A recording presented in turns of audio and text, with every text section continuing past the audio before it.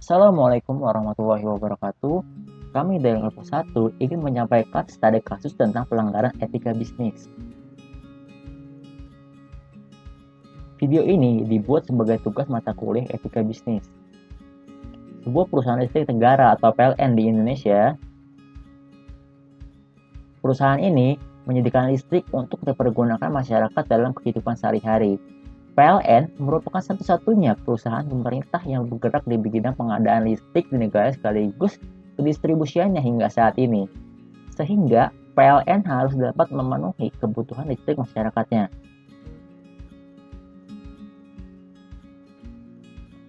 Perusahaan ini merupakan penjual dan produsen tunggalnya negaranya.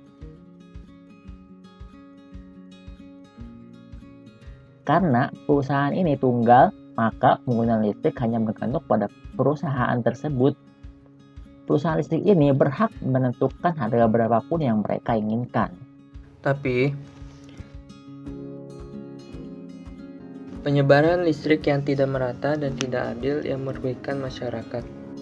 Dalam hal ini, PT PLN sudah seharusnya dapat memenuhi kebutuhan listrik bagi masyarakat dan mendistribusikannya secara merata.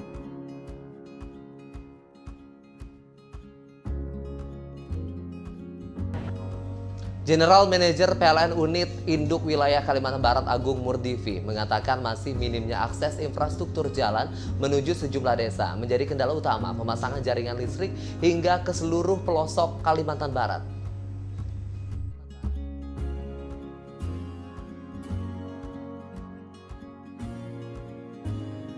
Di mana perusahaan tersebut sebagai pembangkit distribusi dan transmisi listrik mulai dipecah.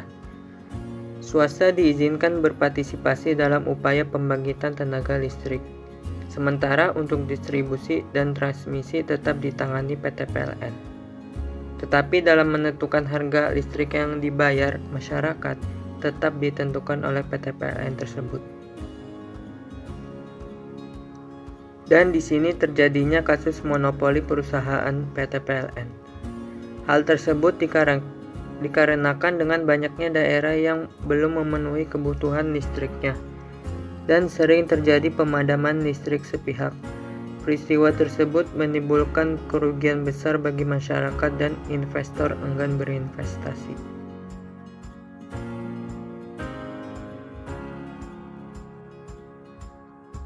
Krisis listrik memuncak yang merugikan masyarakat dengan pemadaman listrik secara bergiliran.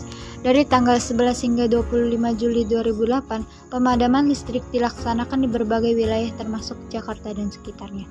Pergeseran jam kerja industri ke Sabtu dan Minggu sebulan sekali memperburuk situasi ini.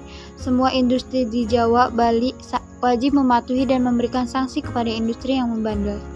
Untuk alasan klasik, PLN berkeyakinan bahwa pemadaman listrik disebabkan oleh kekurangan listrik akibat terputusnya pasokan batubara dari pembangkit utama di sistem Jawa Bali, yaitu Tanjung Jati, Paiton Unit 1 dan 2. Apresiasi kepada PLN.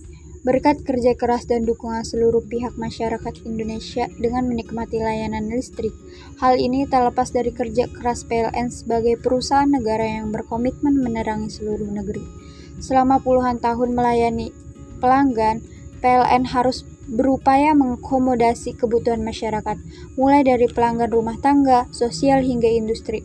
Dalam survei yang dilakukan selama periode 2019, sebanyak 62% responden menyatakan PLN berkinerja baik, 37% menyatakan cukup, dan hanya 2% yang menilai buruk. Perusahaan ini melanggar UUD RI nomor 55 tahun 1999 tentang larangan praktik monopoli dan persaingan tidak sehat. Untuk memenuhi kebutuhan tenaga listrik masyarakat secara adil dan wajar, pemerintah sebaiknya memberikan kesempatan kepada investor untuk mengembangkan usaha di industri ketenaga listrikan. Namun, pemerintah harus tetap mengontrol investor tersebut dan memberikan batasan kepada mereka agar tidak terjadi penyimpangan yang merugikan kepentingan sosial. Sarannya adalah, jika dilihat dari teori etika deontologi, dalam kasus PT PLN Negara Persero sesungguhnya mempunyai tujuan yang baik, yaitu bertujuan memenuhi kebutuhan listrik nasional, akan tetapi tidak diikuti dengan perbuatan atau tindakan yang baik, karena PT PLN belum memenuhi kebutuhan listrik secara adil dan merata. Jadi menurut teori etika deontologi, tidak etis dan merata dalam kegiatan usahanya. Terima kasih atas perhatiannya. Mohon maaf apabila ada salah kata. Wassalamualaikum warahmatullahi wabarakatuh.